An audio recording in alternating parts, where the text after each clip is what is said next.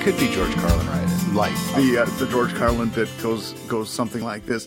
He says, he says it's amazing. You go to funerals and people always say something nice about the guy. They go, Bob, poor Bob's gone. And then Tom, look at him lying there. Poor Tom, we're going to miss him. And Sammy, Sammy's gone too. But Ed, that motherfucker, he's still alive.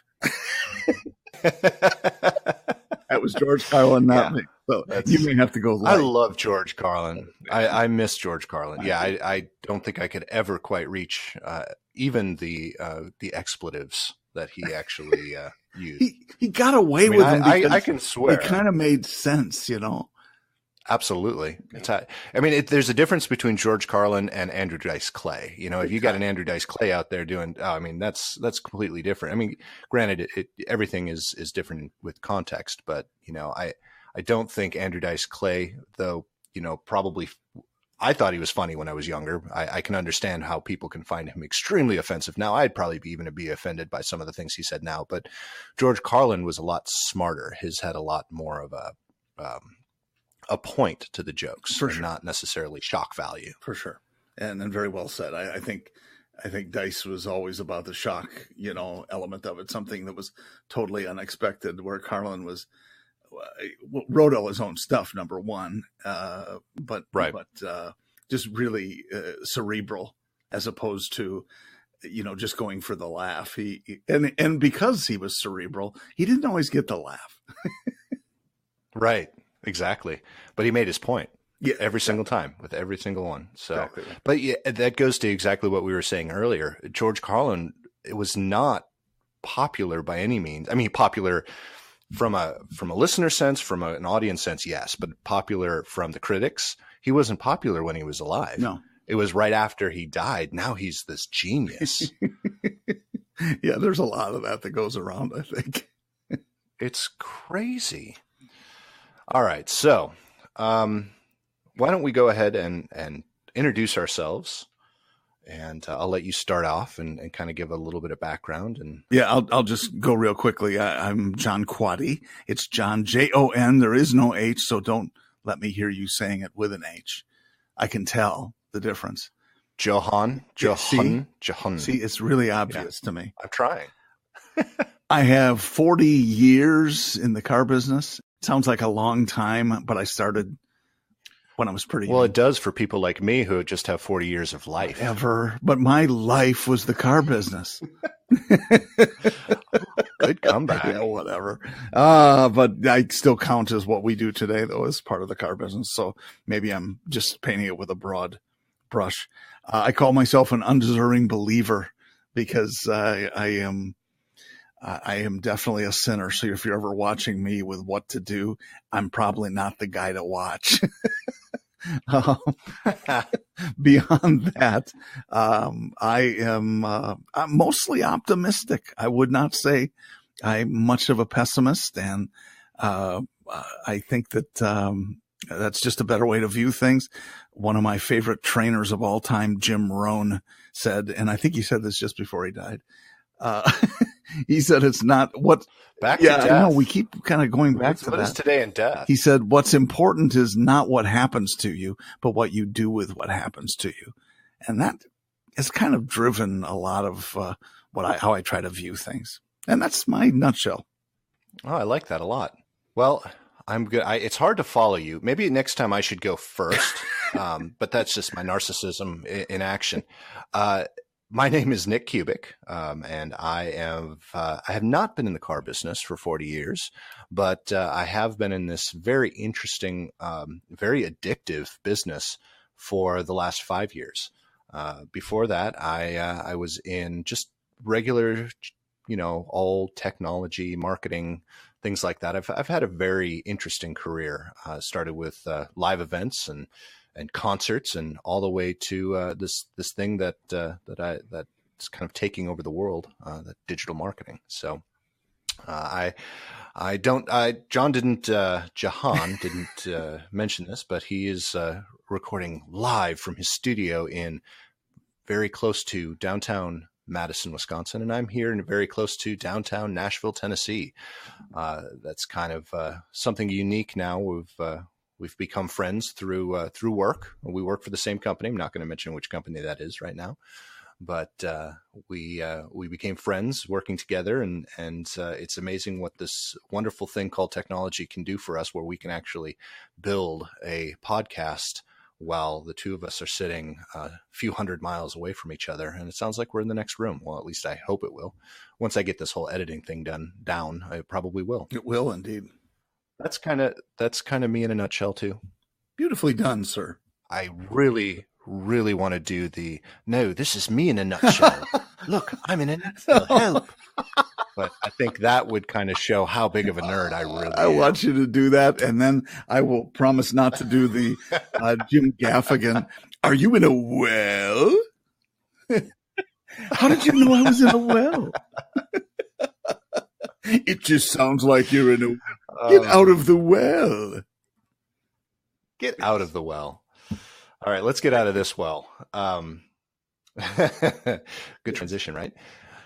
So John and I are going to be talking about a lot of different things. This is not necessarily a podcast that's about one specific thing. We're just kind of two guys that just really enjoy talking to each other, and always we're always very entertaining when we do. At least that's what the people that are listening to us say. So we thought that's another reason we decided to start this wonderful podcast, and I think that's kind of where we're going to go with a lot of the topics that we're going to discuss.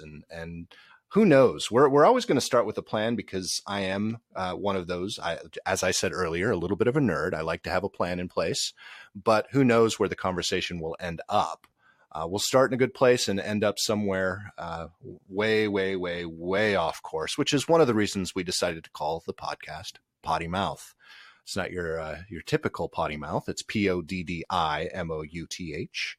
You can find us at poddymouth.com. Is that singular or plural? Follow us on all of the respective social media networks. So I with a it's Y so new on that potty it's plural. So it's PoddiMouths. It's beautiful. PODDI. No, it's an I. Yep. MOU. Oh, I like this. I can hear this coming from miles away. So we have this. We have our company is a little weird. We work for other companies in doing what we do. We are both kind of marketing and media consultants. But one of our close friends and client is very much obsessed with Mickey Mouse and Disney World. In fact, she just took her family again to how many times is to if you had to guess. The Magic Kingdom.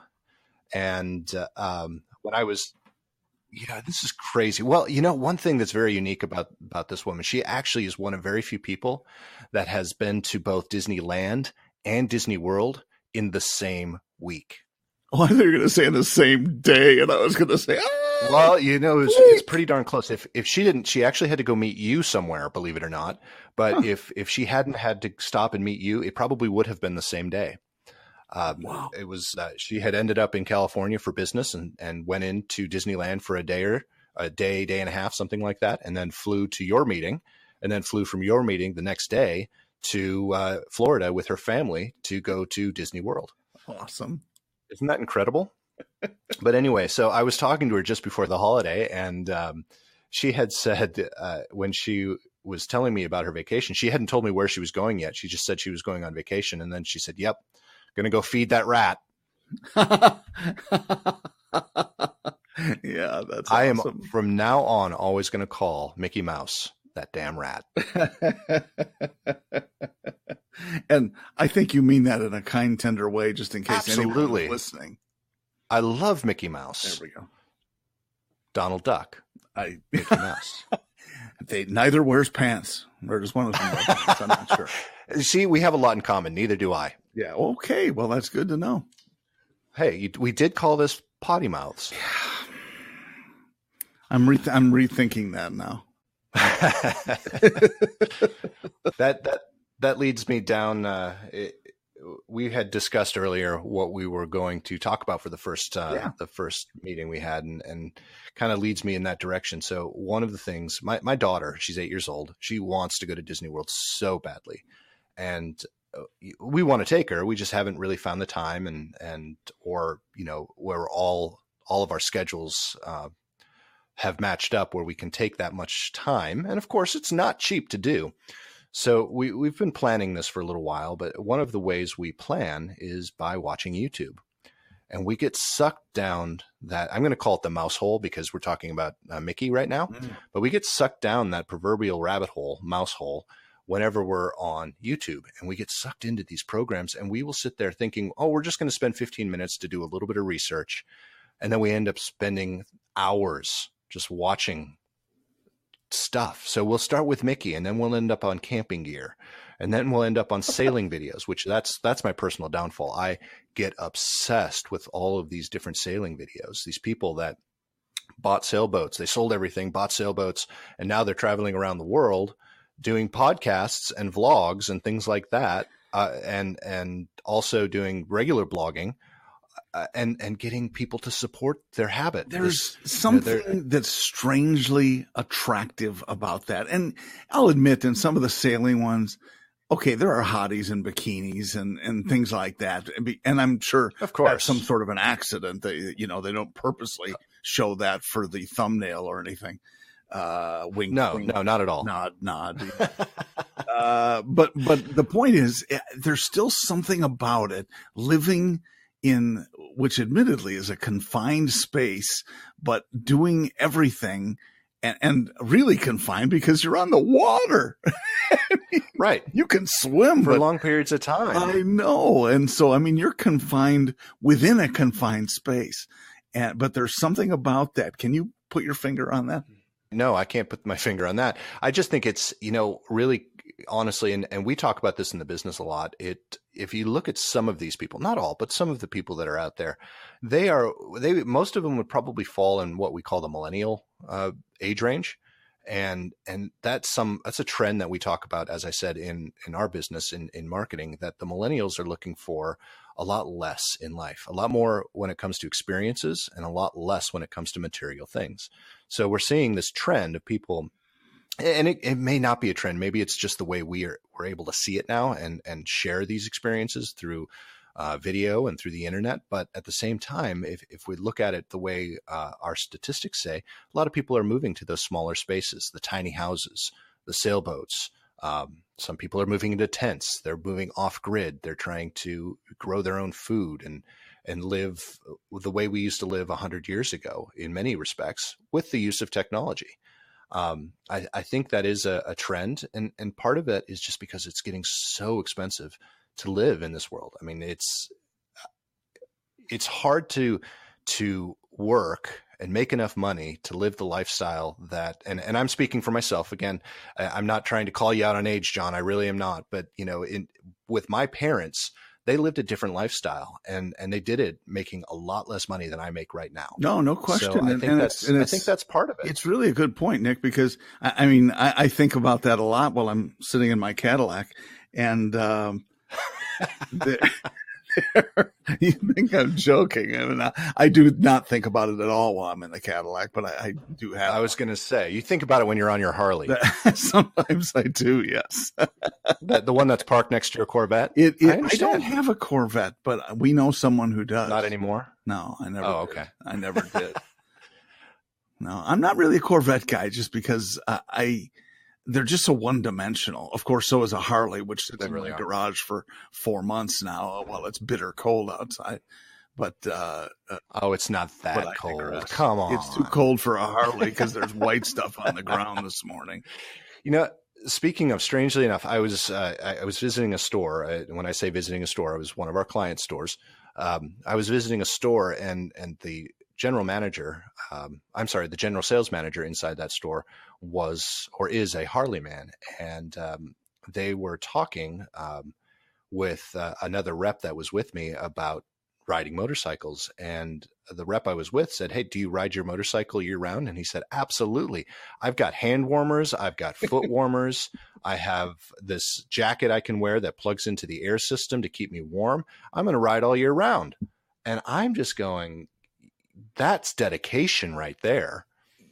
But he also, just to go back to the point we were just talking about, he is of that generation where he can afford all of that stuff, and that's the lifestyle that he chooses to live. Something that, again, someone my age group or a little bit younger would, have a difficult time even fathoming. Yeah, And it's interesting you say that, because and even years ago, a buddy of mine whom I might describe as one of the greatest generation people also had a Harley, and he was, I mean, I'm talking about 25 or 30 years ago.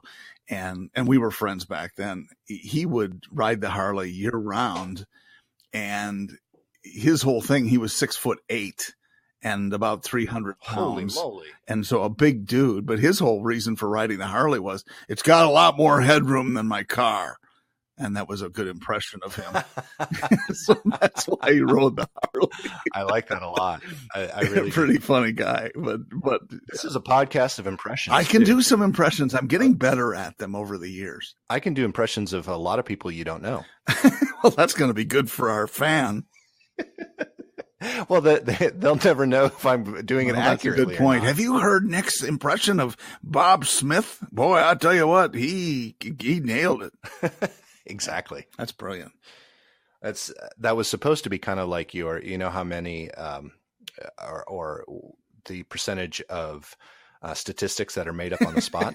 Yes, I do know that. I use that all the time, by the way. I love that. It's so accurate. It really is. It's the best statistic I know. It's probably the one that is closest to the truth.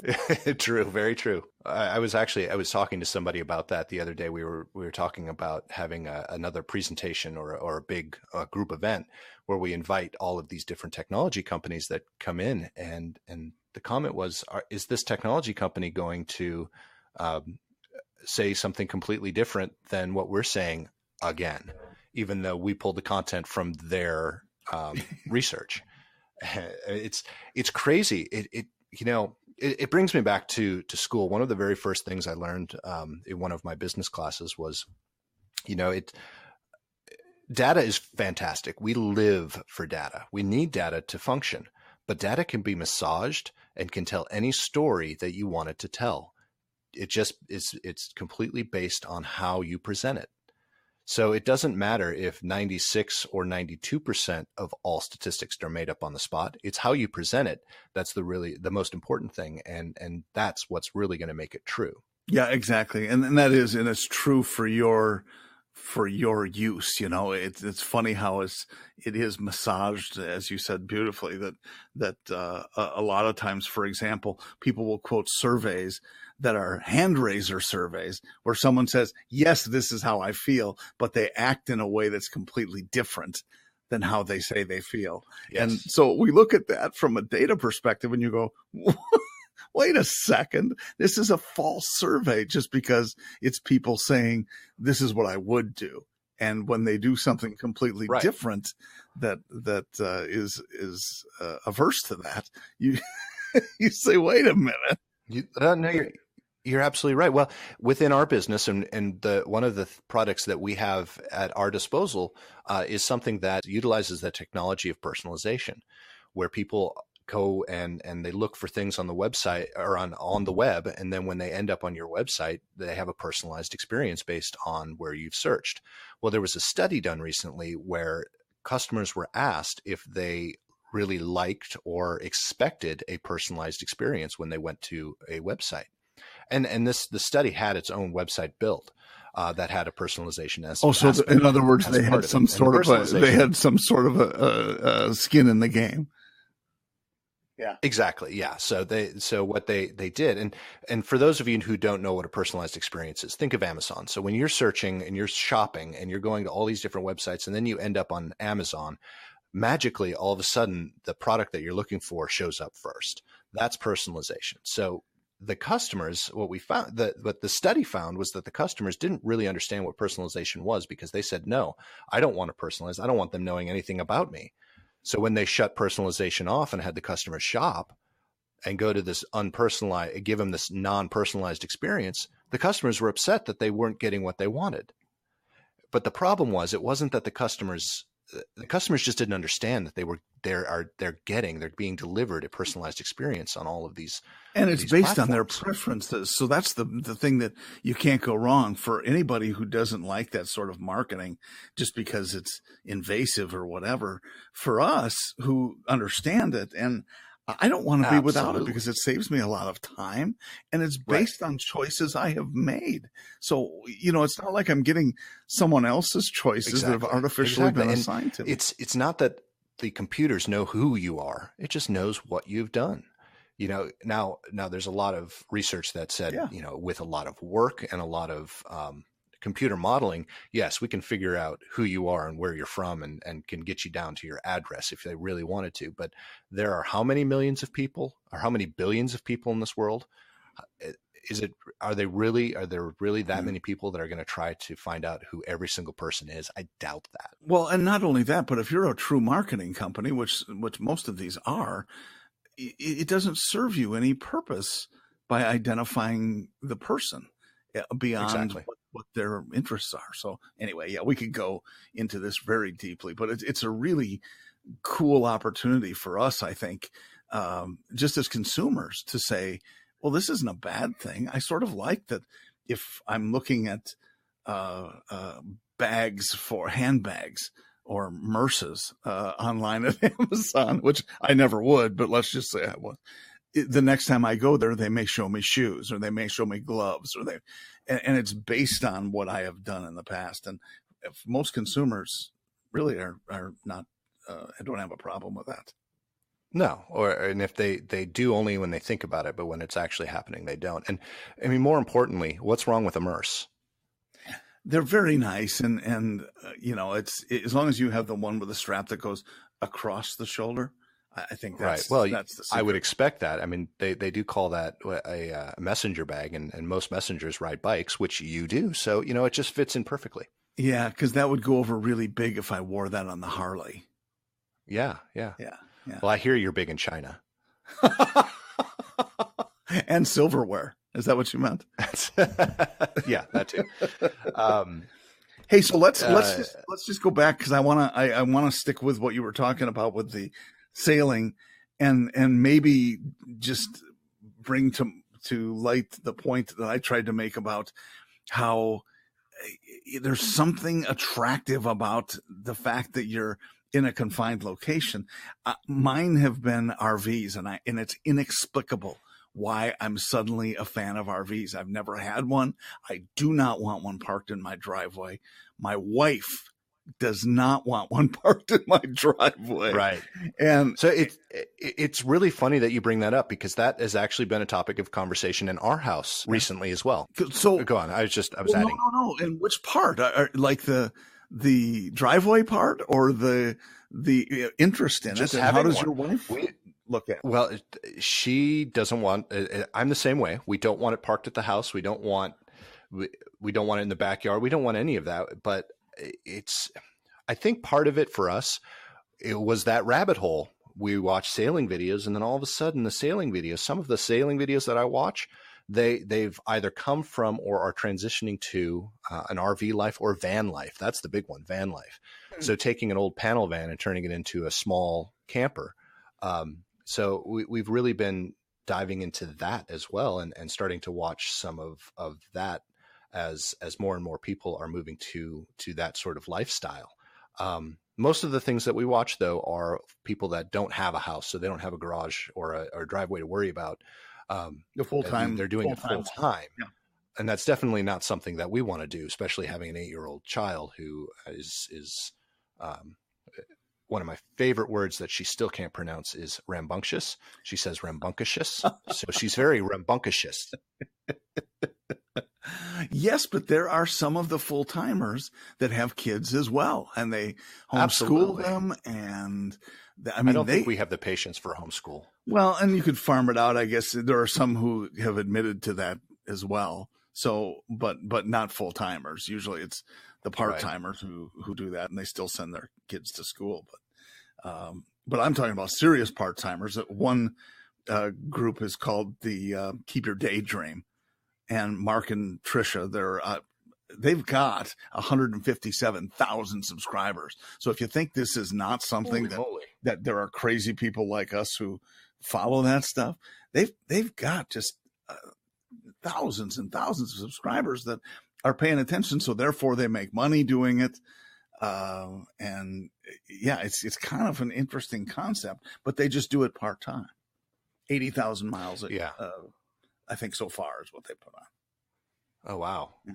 I wouldn't mind. I think it would be kind of fun to do the part-time thing, but one problem that I don't think you suffer from, because I've seen pictures of your wife and I know you personally, but one thing that my wife and I have that kind of gets in our way is our looks. I don't think we would have a successful vlog if we went on the road with it. Well, shut up. It's there. I will admit there are a couple who are, if you go to van life, that's that. There's a Max and somebody. She's Canadian. She's hot. Holy cow. Yeah. Oh yeah. Well, so speaking of Max that, and Irma, I know that. They actually have a cookbook that just came out, and I ordered it thinking it was an actual book, but it's actually a digital book, which I thought was pretty fascinating. And they also, I think it's the same ones. They're Canadian, so they sell tea, right?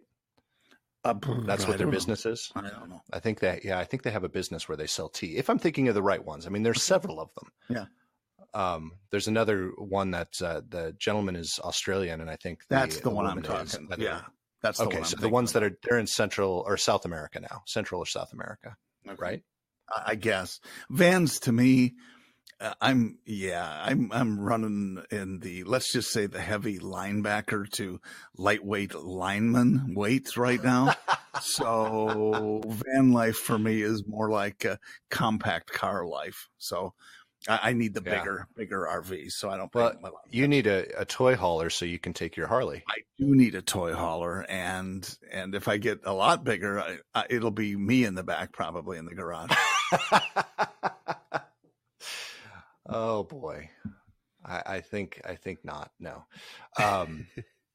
So you're looking for, you actually want to do the RV life, the camper life, which there are a lot of videos out there that have the people that live in the RVs. In fact, one of our favorite sailing videos, it's what is it?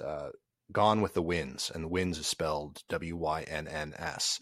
Gone with the Winds, and they started their podcast channel several years ago as they were traveling around the country in their RV, and then they sold the RV and transitioned into a catamaran, and now are sailing around the world in a catamaran. They're in the South Pacific right now. So yeah, that's where I'd like to be, especially since we woke up with an inch of snow. Did I mention that? Yeah.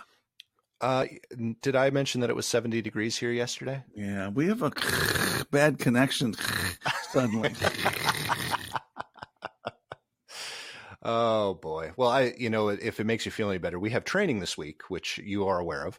I'll see you down here. But we have training this week, and everyone from the South, because Nashville it's not in the middle, but it's kind of close to the middle. So the people from the South were kind of saying, it's not going to be too bad. The people from the North were really excited because it was 70 degrees here all weekend. But now, this week starting out, today is the warmest day of the week, and it's supposed to be a high of 46, and everything else is going to be sub 40.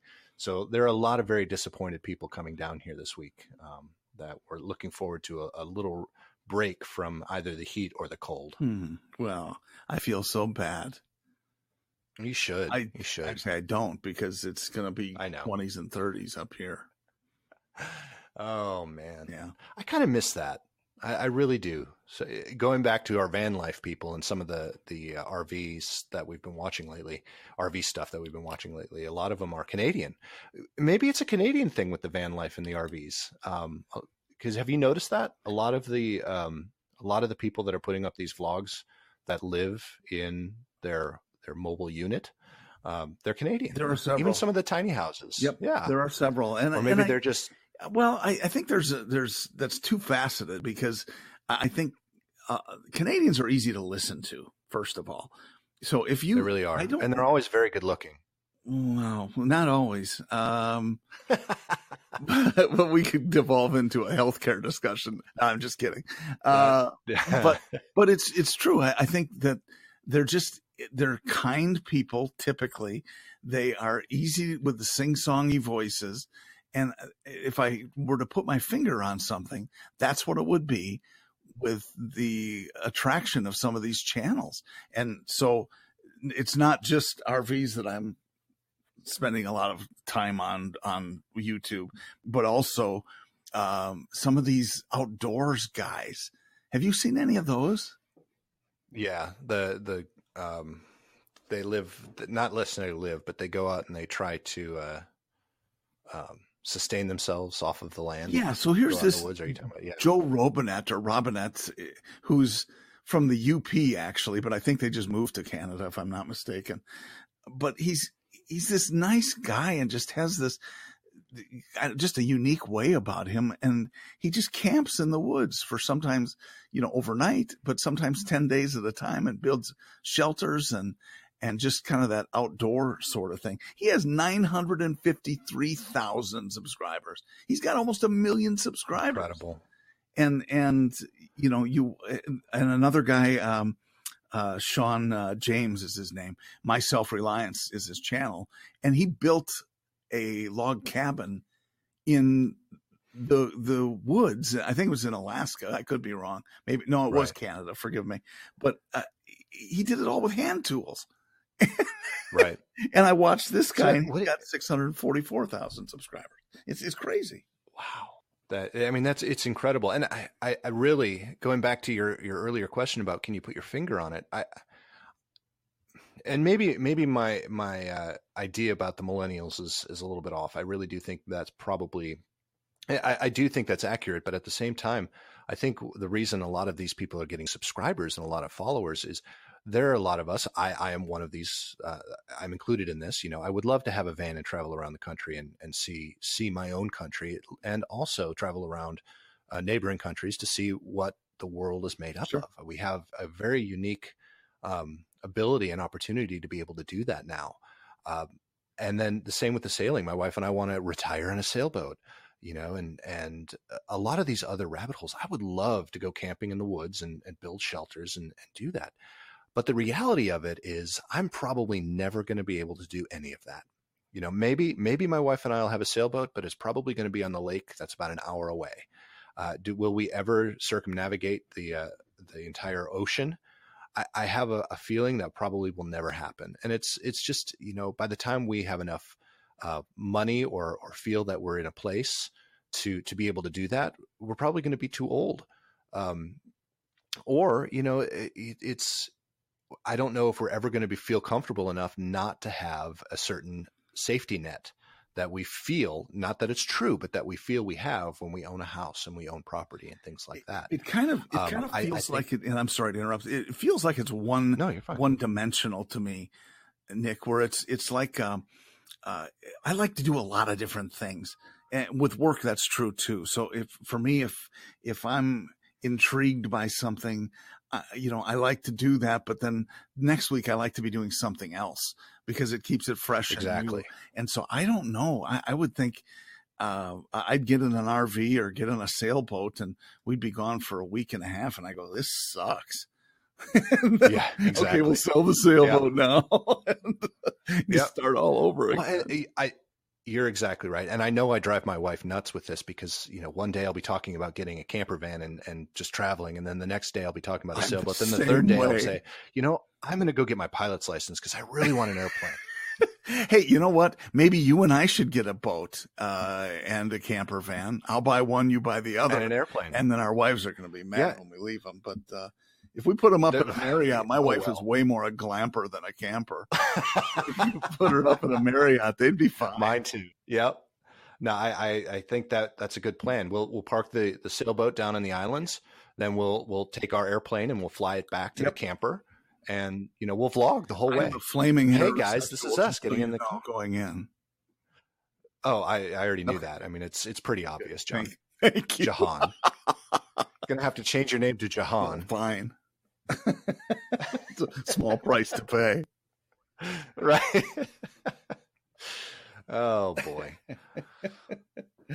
But anyway, it's amazing. And I'm glad we go through that same thing because truly when you and I first mentioned that, Nick, it was unplanned. And I was confessing to you, I'm watching these stupid videos about RV. Yeah, me too. Have you seen the sailing ones? Well, yeah, I have. It's obviously, like you said earlier, you look at the subscribers. There are thousands of people that are doing the exact same thing, and just as stupid as we are. That's what I tell my wife all the time.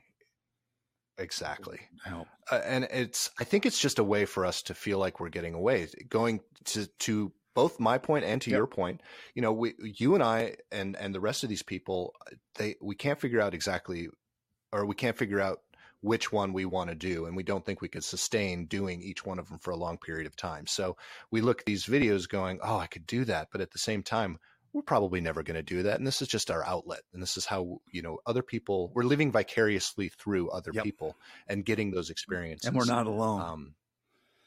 And we're not alone, not at all. And is it a good thing or a bad thing?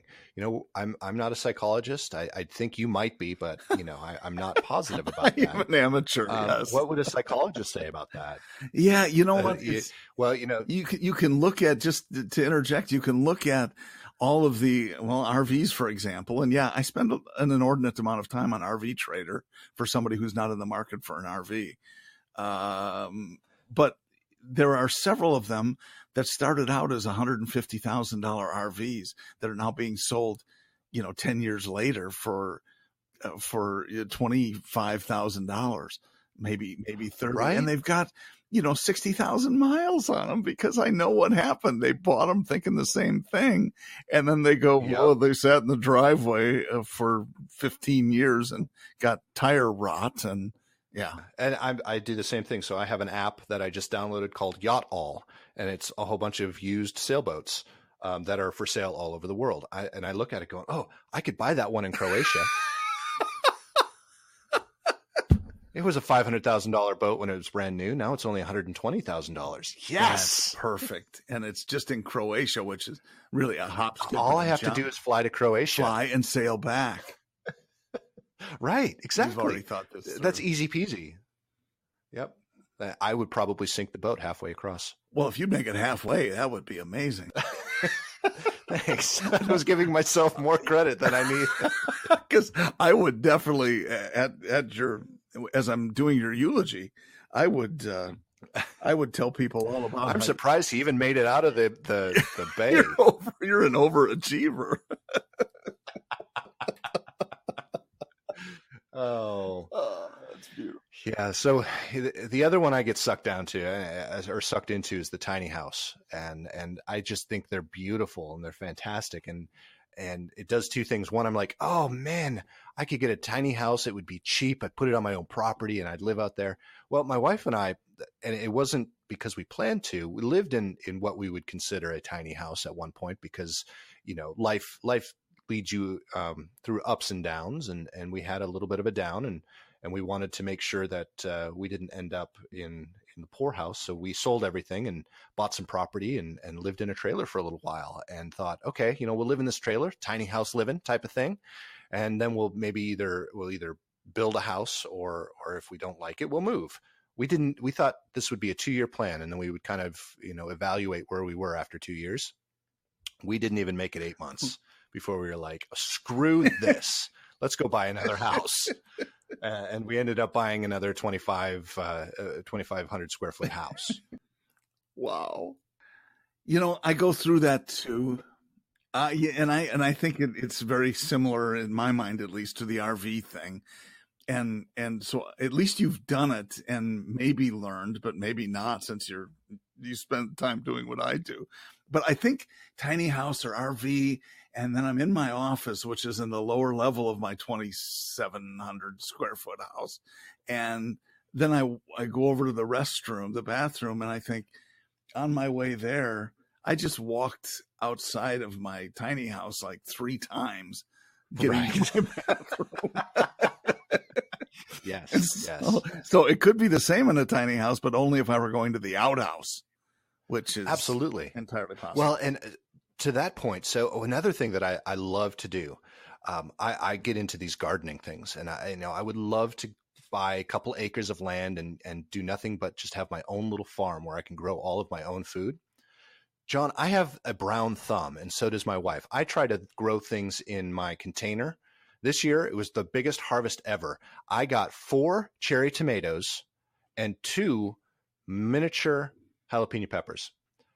Wow. And I planted corn. I planted different types of tomatoes. I planted some herbs and peppers and more tomatoes and pumpkins. And I got my huge harvest of 4 cherry tomatoes and a couple of jalapenos. Were they supposed to be isn't that cherry amazing? tomatoes, So or I were should they the really regular size ones? No, they were. They Okay. were. I was surprised because when I planted them, I thought they were beefsteaks. So you can see where this is going.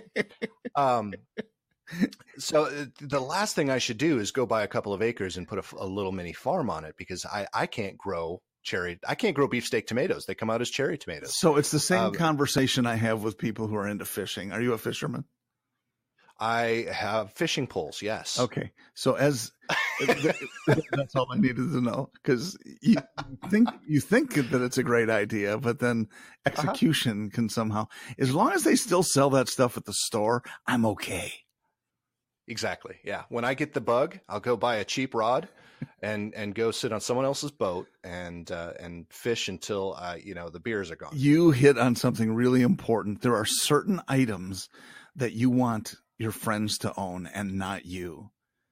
Exactly. And the items are old homes, because old homes are great and beautiful to look at, and the woodwork is amazing. But I grew up in a 100-year-old house, so I know what it's like. Boats.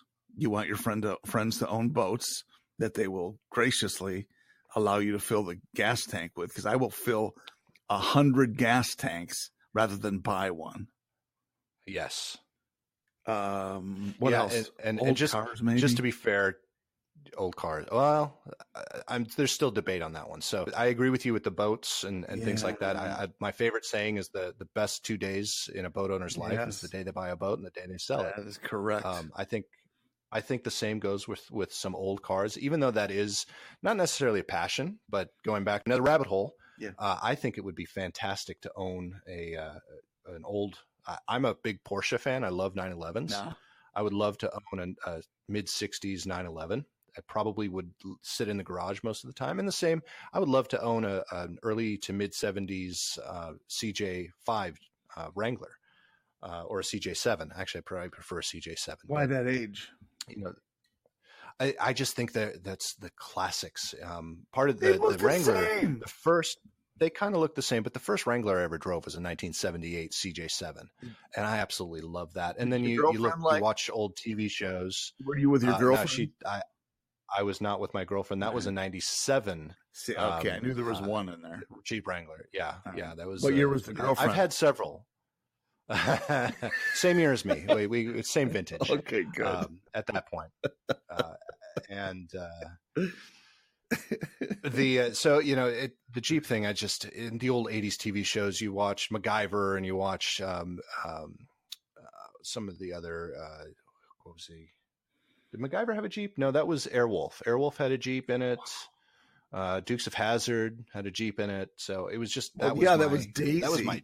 They also had cut-off jeans in it. Well, what's wrong with cut-off jeans? I wear them every day. But it doesn't have to be in a Jeep. It could have been in a Gremlin. No, it needs to be in a Jeep. Well, maybe a Jeep's better. I'm not a big fan of Gremlins. I'm sorry. Yeah. I mean, maybe the Gremlins came from your age or your age group, but terrible. Jeeps it was all about Pacer. Remember the AMC Pacer? That was terrible. Pacer. But if Catherine Bach would have had Daisy Dukes inside an AMC Pacer, mainly because you could see inside those things, they were like a bathtub on wheels. I would say I need a Pacer, because maybe Catherine Bach will join me. There you go. Just a thought. So when it comes to old cars, I would love to own them, but I agree with you. I think that it would probably end up, with the exception of the Jeep. I mean, I've had 2 Jeeps now that I've owned, and I loved every second of the day. The worst day of my life, the 2 worst days of my life, were the days that I actually sold my Jeeps. And they were good for good reasons both times, but it still doesn't take away the pain, John. It doesn't take away the pain. We've owned 2 Jeeps, so I understand, but ours were a Cherokee and a Grand Cherokee, the old school ones. I love the old Cherokees. They're very, very nice. It was a box on wheels too. It was a box on wheels, like a wagon. They were bulletproof. They were really good, but they had transmission problems, as I found out. Yes. Yeah. We had a Cherokee once too. My mom had a Cherokee, and I think they took it back. It was a lemon, and she never got another one. But she did eventually buy a Wrangler, and absolutely loved it. And so I like the Wrangler Unlimited. I really do. And I'm liking the looks of the new. Is it the Gladiator? That's their new truck. Oh yeah, I am so excited about that, because cool. It is very cool. So I've never owned a truck. My dad has owned has owned many trucks. Mhm. My stepdad had trucks. Everyone around me has trucks. My father-in-law has a truck. So you don't need to buy a truck. That's perfect. I don't need to buy a truck, but I love trucks. I would love to buy a truck, Yeah. but I'm always torn. If I were, and for our fan, I drive a lot, and for work, I'm in the car constantly. So I can't, and that was actually the reason I got rid of my first Jeep was I needed something that had better gas mileage because they suck gas. Oh, sure. So I had to go to a car, and that's what I usually drive now is a car, but I want a truck so bad. And I also want a Jeep so bad again. But the problem is, one, gas mileage, Yep. and two, which one do I get? Because, if I didn't have a job where I had to drive a lot, I would have one or the other.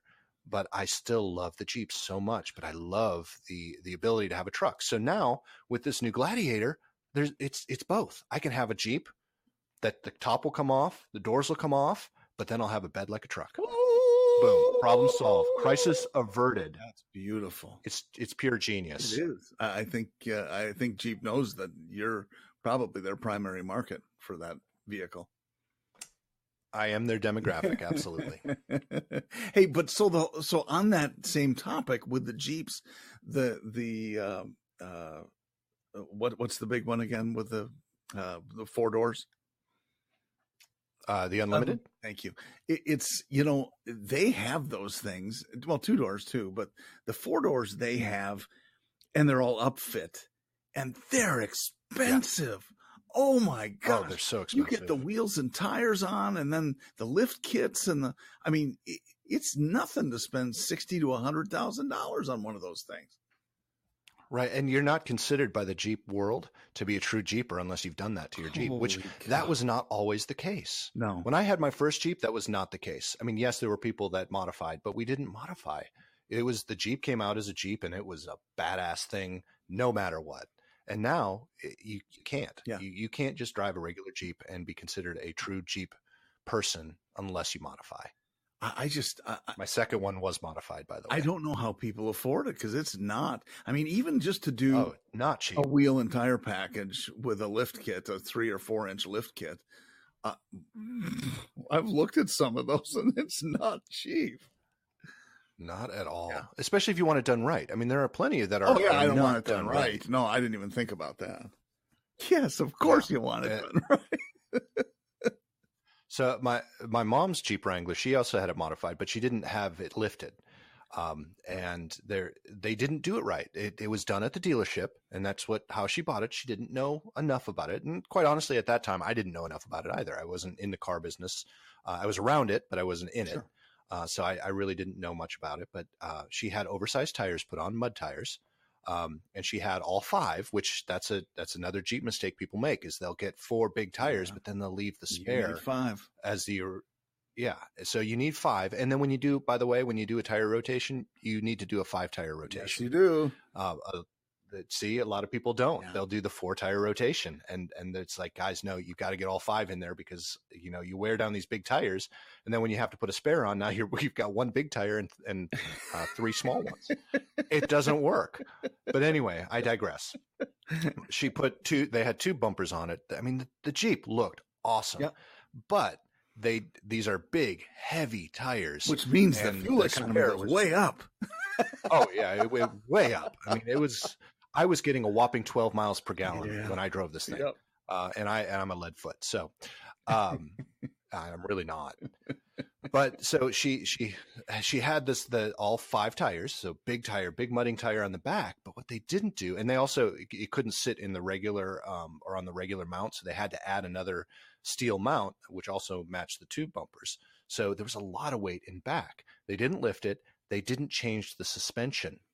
So if you looked at the Jeep, the ass end was closer to the ground than the front end. So it wasn't riding level because there was so much weight. Oh my gosh, really? Yeah. But no one really paid attention. So my mom passed away in 2008. I'm sorry, 2010. 2010. And I inherited this Jeep. And I was driving it from Minnesota, where I grew up, down to Nashville, where I live. And I'm just driving along, and I'm just passing by all these people, and I'm going, why is everyone driving so slowly? And I look at my speedometer and I'm going, what speed I thought I was going. And then I found out later in a very strange way that they also had not made an adjustment for the size of the tires to the speedometer. Oh my gosh. So I was going probably 5 miles an hour, 5 to 10 miles an hour faster than I thought I was going because of the speedometer, because the tires were so big. Right. And again, I didn't know that was something that had to be done, but the dealership didn't do it when they put all this stuff on. Man. So you have to be very careful about the modifications you make. And that doesn't necessarily go to the quality of the modifications. I'm sure the modifications were fine, but you've got to be careful, and you have to understand when you're making these modifications that you have to have them done right. Oh my gosh. Otherwise you're screwed. My gosh. Or you're getting a ticket. Yeah. Well, and it would have been a great story to tell the officer when you got pulled over, but at least it's something that sounds real, at least. So. Well, I tell you what, I have never once gotten a speeding ticket or any sort of ticket in a Jeep Wrangler, because at that time, both times I got pulled over in my Jeeps, not once did the guy really care about anything other than talking about the Jeep. Yeah. Yeah. Which is probably, now that it's so saturated and there's so many out there, it probably wouldn't happen again. But with the modifications, it still might be. That's the beauty, is maybe you just don't notice as many of them on the road. I was on the General Motors Hummer team for a while, and we actually did introductions of the new models. It makes a lot more sense. Well, yeah, I'm not sure anything makes sense when it comes to that, because Hummer, while it had some real attraction to me, and they were amazing off road. They were still they were pulled off the market because fuel economy, and General Motors pulled the plug because they thought that they leased a vehicle, and well, gosh, if the value goes down, oh no, well, we're suddenly going to be held to account for the lower value. Well, that's what closed-end leasing is all about.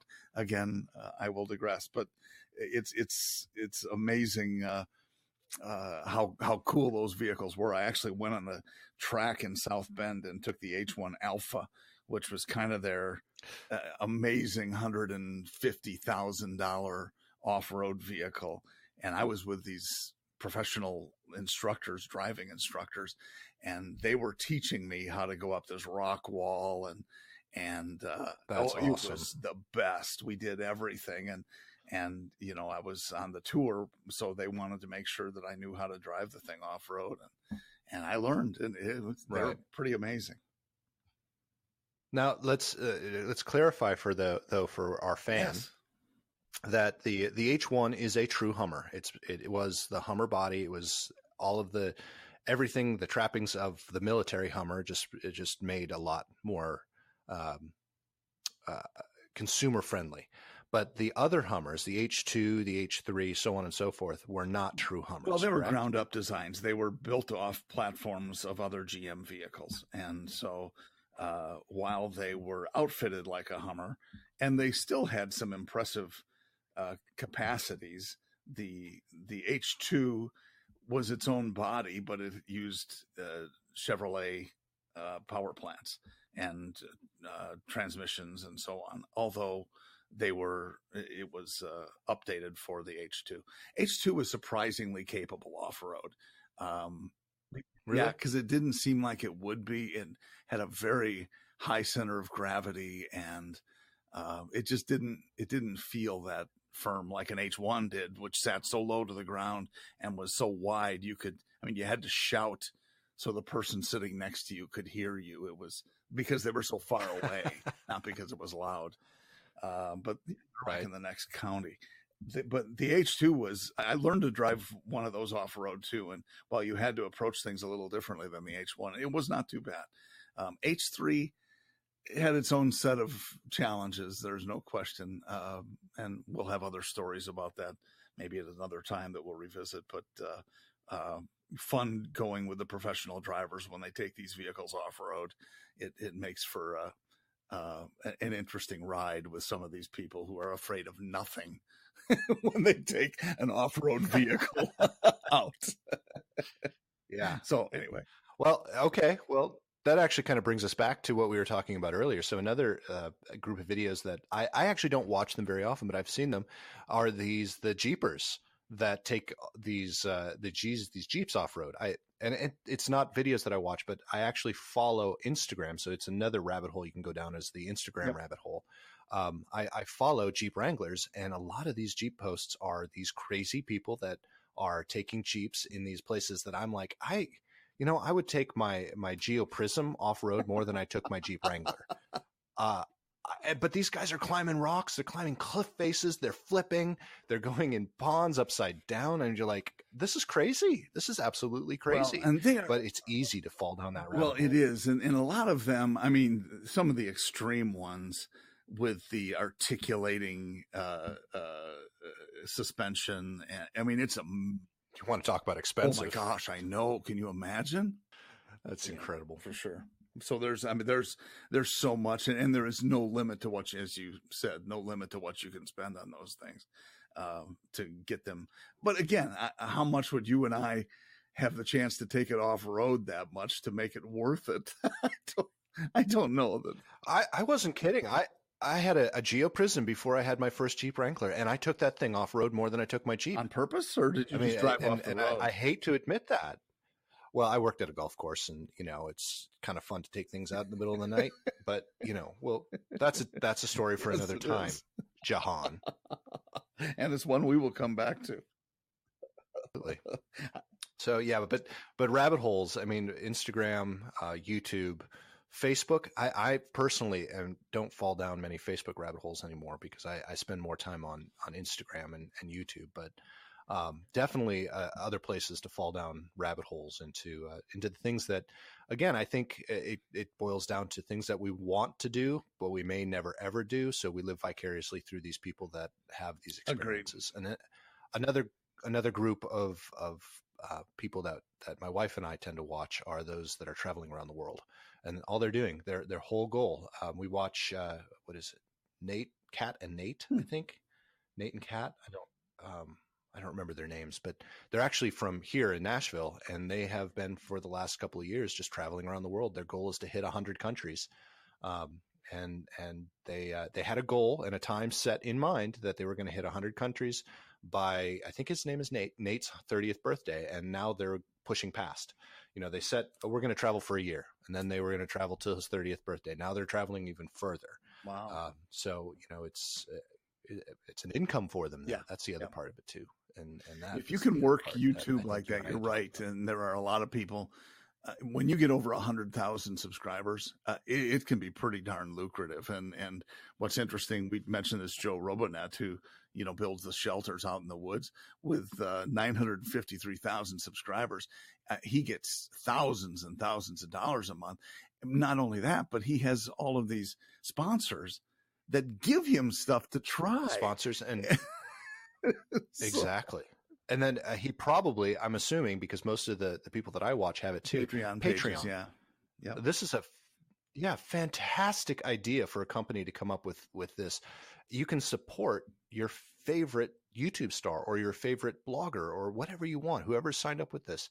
And that's just another way for them to make money. So one of the sailing videos I watch, it's the sailing vessel Delos. They have a Patreon page, and I went up there the other day, and they could use it, and they use it to support themselves along with their YouTube income.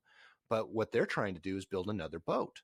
And this is how they save they're through their Patreon save to build the boat. And that is the beauty of Patreon. But for some of these, even if they get, $1 a month or $5 a month or $10 a month, they're delighted with that because you don't have anybody skimming off the top, if you'll forgive the term, like, a YouTube, for example, that takes, whatever they pay these people, it's minuscule compared to what YouTube earns.